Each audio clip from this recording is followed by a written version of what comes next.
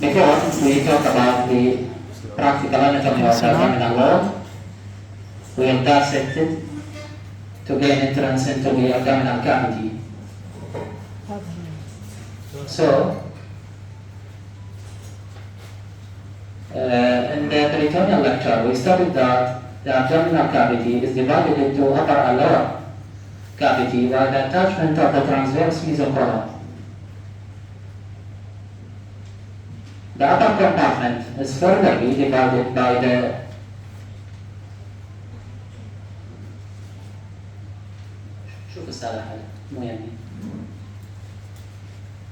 lower cavity is further divided by the attachment of the small bowel mesentery.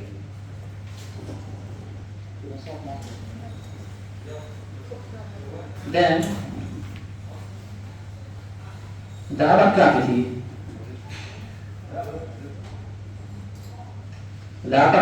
is furtherly divided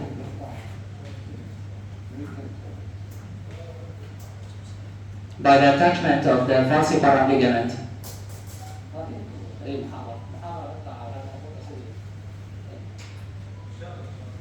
By the attachment of the falciparum ligament into right and left peritoneal spaces. So we'll dissect this structure to gain entrance into the stomach. So this is the transverse mesocolon, transverse colon, we dissect. And the surgical operation, the process is the same. In order to reach into the stomach space, we will dissect this structure by the surgical incision. So, this is the stomach. You see, occupy the upper cavity, upper abdominal cavity. The stomach is completely peritoneal structure, so it is mobile. The position you see here, when the stomach is empty, and when the stomach is filled with food, it will dilate and even reach to the pelvic cavity. So we are studying the stomach in a proper anatomical position when it's empty. We will dissect this structure to gain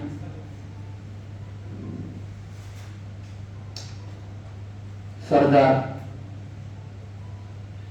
view. So here you see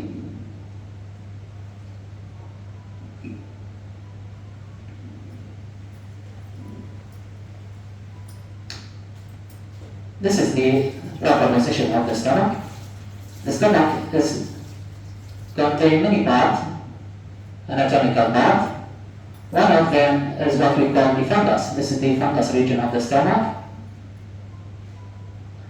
And then the body of the stomach came, and the region that surrounds the entrance of the esophagus is called the cardia of the stomach here. This is the esophagus.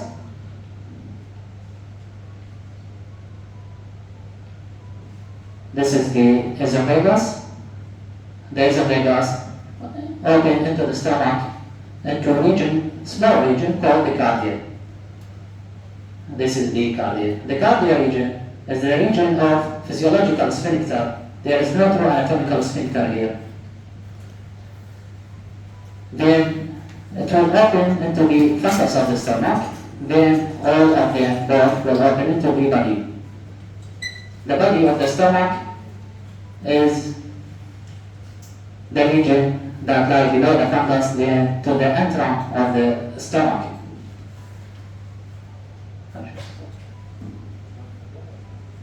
The entrance of the stomach then open into the pylorus of the stomach, the pyloric region of the stomach. The pylorus here is the region of true anatomical sphincter.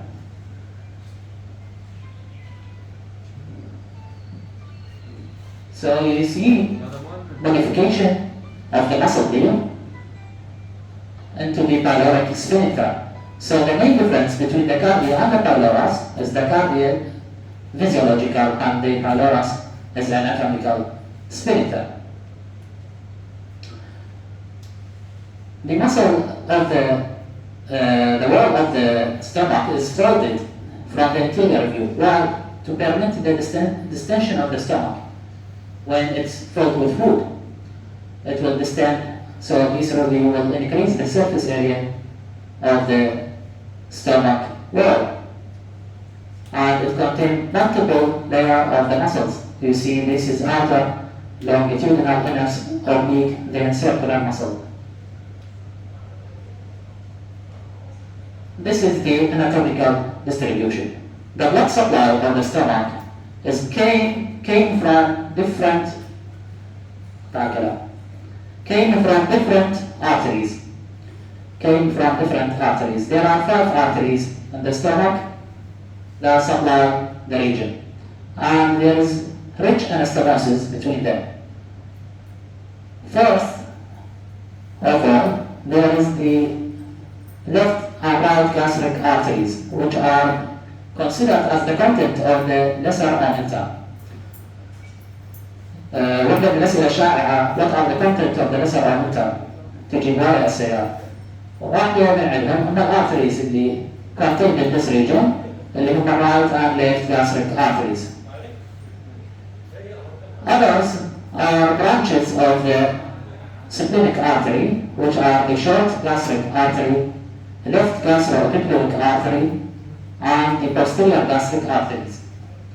3 branches of the splenic artery that supply the stomach, 2 gastric artery. Then we came to the branches of the hepatic artery that supply the region mainly of the pylorus and distantly اللي هي gastroduodenal artery وحيطين right gastroepiploic arteries. So 6 main arteries or 5 arteries that supply the stomach. The venous drainage follow the stomach. Then we came now. The artery right and left gastric. This is the left gastric. These are branches of the right gastric arteries. These are branches of the short gastric artery. The greater curvature of the stomach contains 2 arteries, left gastroepiploic and the right gastroepiploic artery.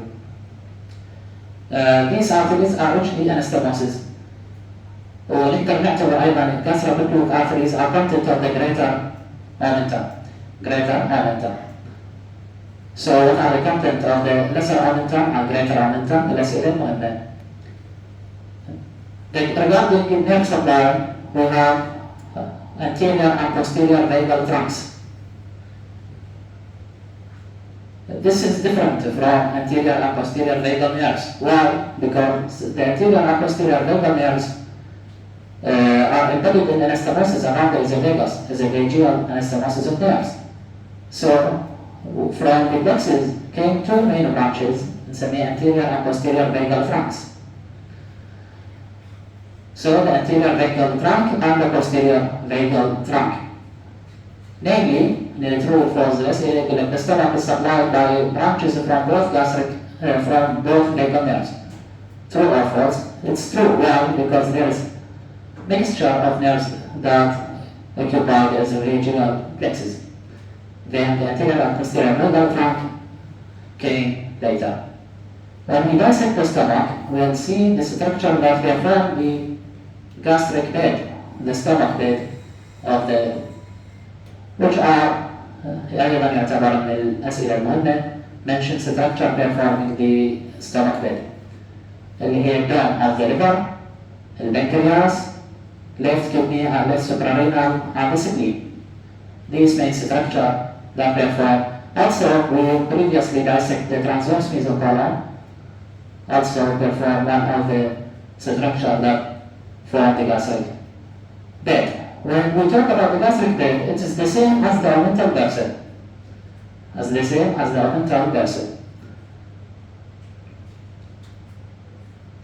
This is what we could talk about the stomach.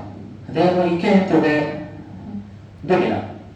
You see, duodenum is a mixed organ regarding the peritoneal coverage. The first and the fourth part are intraperitoneal. You see here.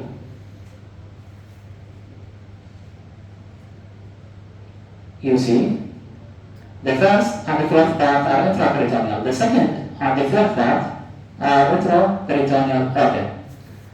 فبالتالي الدودينام is one of the structure that is secondary retroperitoneal organ. It is not a primary retroperitoneal organ.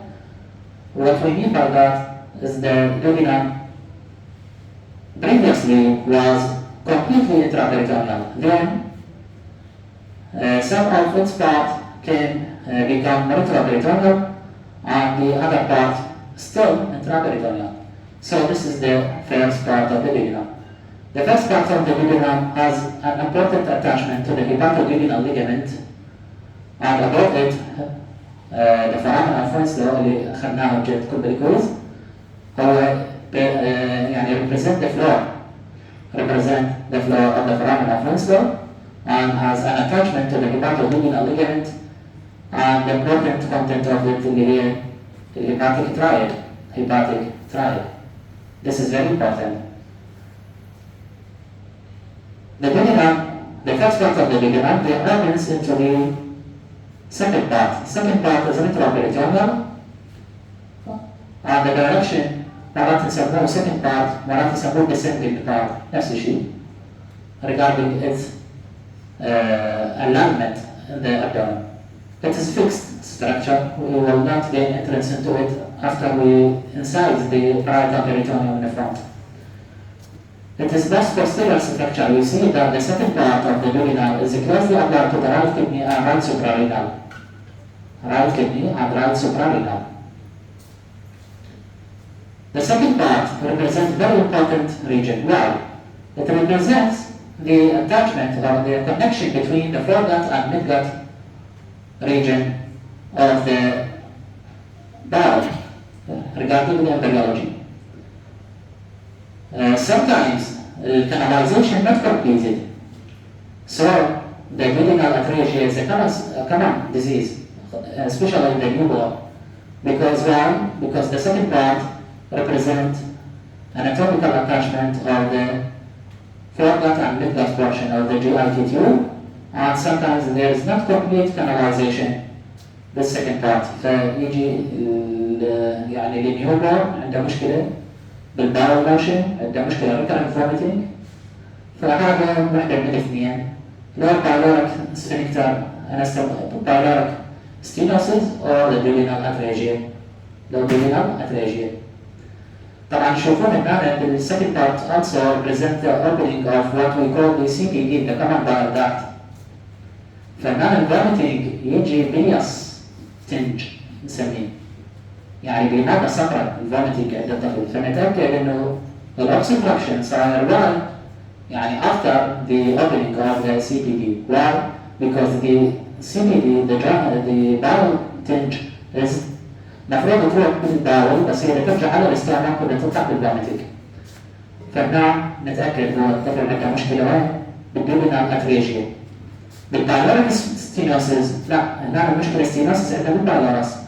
فالvomiting ما يجي بتنج of bile لأنه هنا ستينوس صحيح هي complete attachment بس ما يوصل على البايل هنا.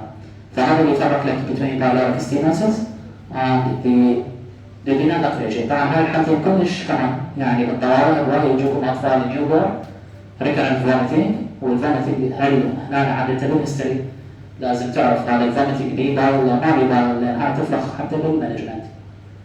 فهذا فيما يخص السكند part. The second part then came to transverse part of the duodenum or the third part. Transverse part of the third part. Other part also retroperitoneal and it's situated completely in front of the large vessels of the abdomen اللي هي الأورطة والinferior vena cava. هذا third part may clinical point very important.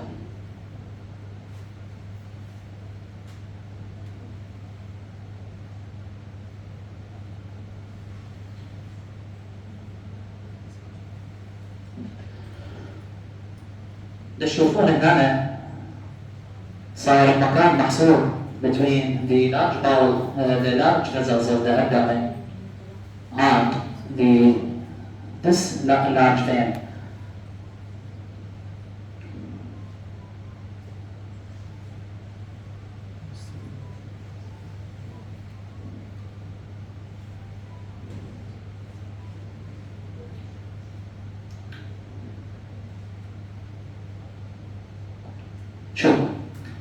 renal vein هذا left renal vein وهذا عندنا third part of the duodenum. Both of them محصورين بمكان between the superior mesenteric artery and the large vessels of the bowel. فهذول معرضين انه يسوون compression third part و left renal vein محصورين بهاي المنطقة between the origin of the superior mesenteric artery and the abdominal aorta. فهنا main site of compression of the third part and the left renal vein. وهي حالات تجي أيضا regarding the clinical anatomy of the upper GIT. بعدين الثيرد بارت راح يفتح على الفورث بارت. الثيرد بارت بعد راح يصير؟ راح يصعد يصير الفورث بارت. ليش الفورث بارت هيك صارت بيصعد؟ regarding هنا اكو ما يسمى بالligament of threads اللي هي modification in the periton also represent attachment between the junction of the duodenum and the jejunum. Duodenum and jejunum. فهنا اكو attachment مع ligament of threads وين بالposterior wall of the stomach. فهذا الليجمنت جرته للduodenum upward فصار fourth part صار بالsecond part. فبالام سي كيو او بالترو فولز ممكن تجيكم فيرست وسكند وثيرد وفورث لكن غالبا يجيكم duodenum cup يعني فيرست بارت descending duodenum second part transverse duodenum third part ascending duodenum fourth part of the duodenum. غالبا تجي الاسماء الحقيقيه الاسماء الصريحه. طبعا هنا الحكي كلش مهم. الduodenum هو next structure regarding the origin. يعني جزء منه تابع للميدجت وجزء منه تابع للفورجت. فبالتالي من يجيك دبوس هنا منشن البلاد سبلاي يختلف عن البلاد سبلاي الموجود هنا. لأن هذول يكونوا ياخذون من الارتريز مال فورجت.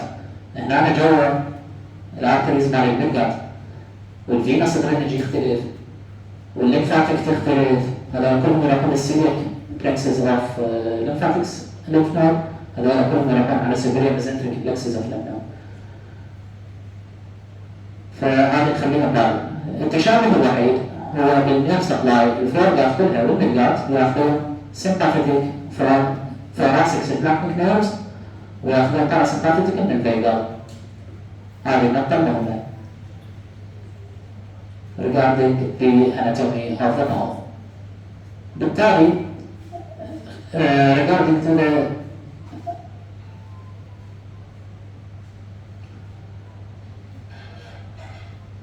شكلنا مثل ما قلنا الاوبننج of the CPD الاوبننج of the CPD تفتح المكان اللي هو نسميه sphincter of Oddi sphincter of Oddi هنا هاي CPD تفتح المكان نسميه sphincter of Oddi. فوايد كلينيكال بوينت في السكند بارت اللي لازم نحفظها ومهم جدا حتى بالعمليات الجراحيه خاصه الجراحين اللي ناويين يختصون بالجراحه العامه. هاي النقاط مهمه جدا انه يفهمونها. The CPD and the major pancreatic duct open into what we call sphincter of Oddi on the second part of the duodenum.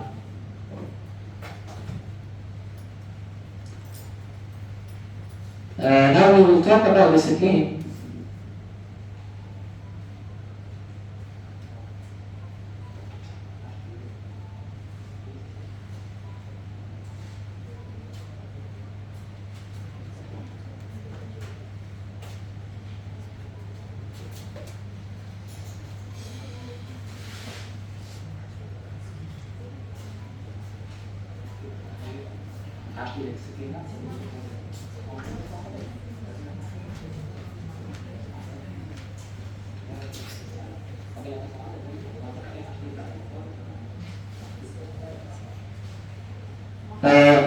نفتح الكلام. Now we will talk about the spleen. نعم.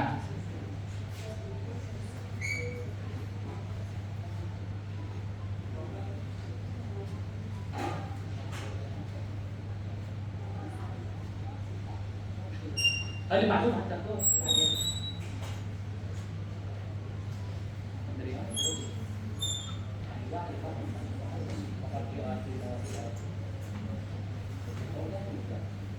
بعدين نيجي للدنيا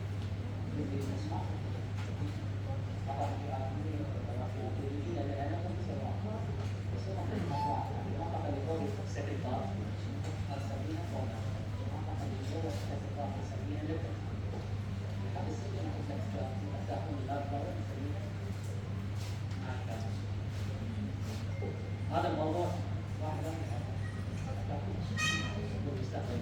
بس طرفنا له السيستم ماخذ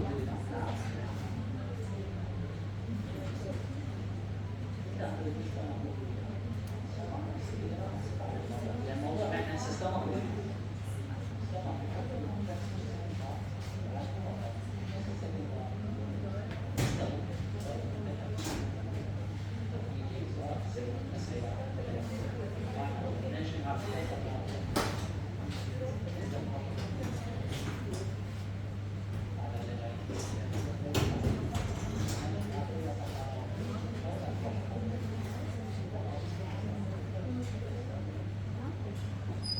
Okay.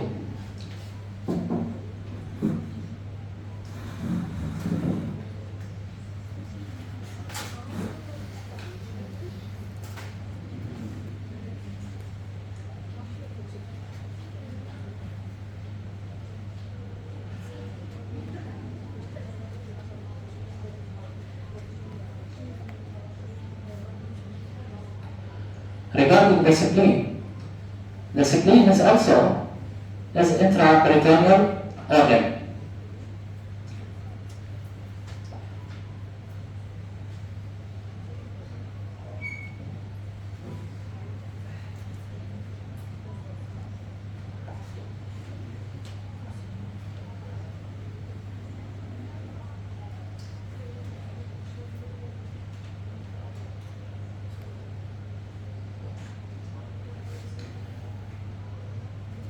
The best view to study the spleen, you see it occupy the left upper quadrant of the stomach, of the abdominal cavity, and it is partially covered when it's normal position, يعني السبلين من ما له مشكلة, it is completely covered by the thoracic cage. بس باللي مشكلة السبلين enlarge until enlarge 3 times its original size. It will come out from the thoracic cage to gain entrance into the abdominal cavity. وبسبب وجود الفرينيكوكوليك ligament اللي هي attachment between the splenic flexure of the colon and the diaphragm, it prevents the descent of the spleen into the left iliac fossa. So the spleen enlargement will guide it toward the right iliac fossa. طبعا على نفس المنطقة اللي من يسمي اللارجمنت أيضا ينزل لنا، فلازم تعرفوا شلون تفرق بيناتهم. هلا تاخذوا صف رابع. نحن نحكي هسه على normal anatomy regarding the spleen. So we will dissect the 9th, 10th and 11th thread to gain entrance into the upper quadrant region to study the spleen.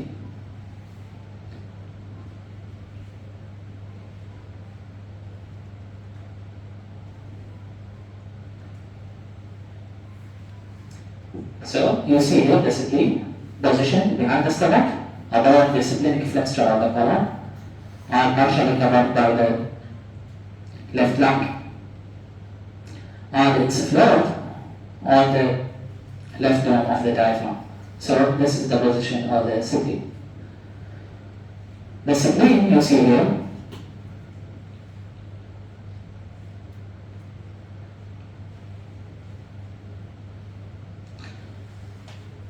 this is the position of the spleen. The spleen contains what we call the splenic hilum, the hilum of the spleen. Multiple structure here regarding the arterial supply, the venous drainage, even the lymph node. And you see this is the tail of the pancreas. The tail of the pancreas is also one of the content of the splenic hilum. And even the splenorenal, splenorenal ligament is one of the content of the splenic hilum. You see that the spleen has notched superior border, and it has many impressions, or what we call foci for the organs nearby. يعني السترنم تمثلتنا gastric impression of the spleen, and the colon performs the colonic impression of the spleen, and also the right kidney most posterior impression of the spleen. The colonic impression is low, and the other impressions is above the hilum of the spleen. So it has a notched anterior border. هنا على موضوع مهم حتى من يجيك سؤال على السبلين لازم تعرف الاورينتيشن. Notched anterior border and has impressions above and below the splenic hilum. Regarding the arterial and venous drainage of the spleen, the artery of the spleen is the splenic artery. Passes above the pancreas. Then comes to the hilum of the pancreas, of the spleen. The venous drainage is performed by the splenic vein, pass with the splenic artery. So above the upper border of the pancreas, we have splenic artery and vein. Both of them are tortuous and dilated vessels. The lymphatics of the spleen belongs to the foregut region of the GIT tube. يعني يمشي عليه قانون الاسترنا ويمشي عليه قانون الأبر part of the duodenum. Regarding the lymphatic drainage. And even the nerve supply يمشي عليه قانون الفورغات. وببساطة قانون الفورغات يقول arterial supply and foregut portion of the GIT is derived from the celiac trunk. And the celiac trunk has multiple branches. This is what we call the celiac trunk. It is the most important artery of the abdominal aorta and has multiple branches. 3 branches: left gastric artery, splenic artery, then the hepatic artery. بالنسبة للسبلينيك artery بحدد باخذ برانش من السيليك ترانك البقية by anastomosis. This is what we discussed about our lab today. شوفوا هذا السيليك ترانك. The celiac trunk is the first abdominal visceral branches of the abdominal aorta and is situated at the level of T12 thoracic vertebra. Then came the superior mesenteric trunk اللي هو at the level of T1 vertebra. This is very important أيضا تجيكم. هذا الحكي طبعا بالفاينل يعني هواية MCQات تجي من هذه المنطقة regarding the branches, regarding the lymph node, regarding the even the nerve supply of this region. So this is in front of you the celiac trunk above and the superior mesenteric trunk below. And you see the splenic artery is the direct continuation of the celiac trunk after it gives its branches to the hepatic and gastric region. I'll finish my talk today and glad to hear your questions. اللي عنده سؤال عملي نظري خليه يتفضل.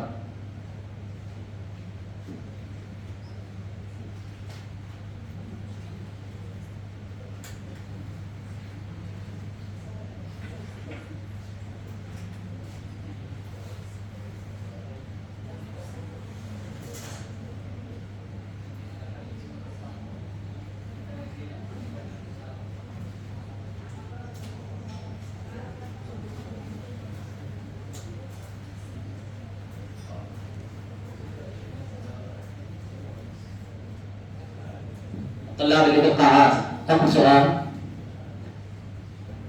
يلا اذا ننتظر استاذ ثائر على جيل حتى نشرح على كذا فرق samples.